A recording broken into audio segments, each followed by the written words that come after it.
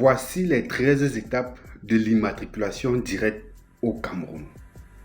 Si vous êtes propriétaire d'un lopin de terre relevant du domaine national de première catégorie au Cameroun, voici les 13 étapes que vous devez respecter pour vous faire établir un titre foncier sur le dit lopin de terre. Première étape, vous devez commencer par déposer un dossier complet en bonne et due forme auprès de la sous-préfecture du lieu de situation de votre immeuble.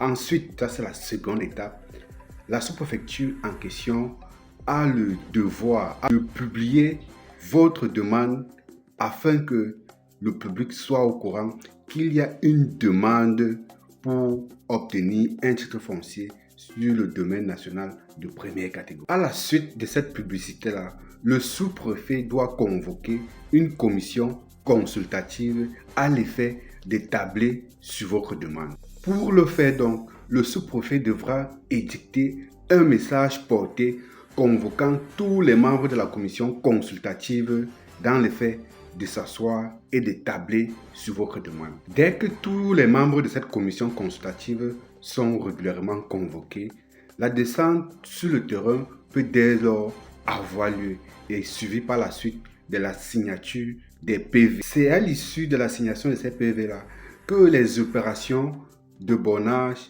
et de montage du dossier technique peuvent commencer. Le dossier technique étant établi, le dossier peut dès lors être transmis au délégué départemental compétent du cadastre et des affaires foncières. À la suite de la transmission de ce dossier au délégué départemental, le délégué départemental lui-même va transmettre votre dossier au délégué régional du cadastre et des affaires foncières pour publication au journal officiel. Vous comprenez donc que c'est l'étape où votre dossier est visé par le délégué régional du cadastre et des affaires foncières afin de le faire publier au journal officiel. C'est donc à la suite de cette publicité-là que votre dossier sera transmis au conservateur foncier pour l'établissement de votre titre foncier.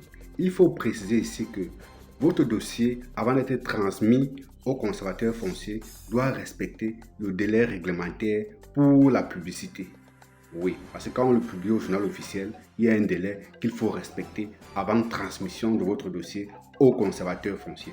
Alors les amis, voilà les étapes qu'il faut obligatoirement respecter pour vous faire établir un titre foncier par la voie de l'immatriculation directe lorsque votre lopin de terre émane du domaine national de première catégorie. Alors, likez la vidéo, partagez-la massivement.